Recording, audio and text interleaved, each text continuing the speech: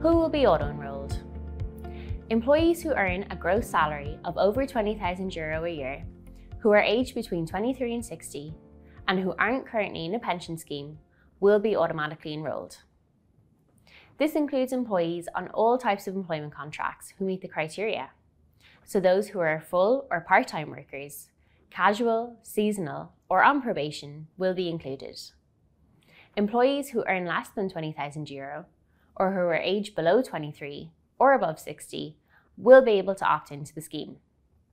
Employees who have a current pension that they and/or their employer are paying into through the payroll won't be able to opt in.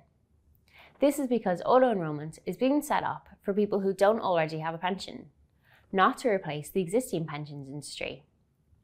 Other cohorts, like the self-employed and those who aren't currently working for an employer, won't be enrolled and won't be able to opt in initially.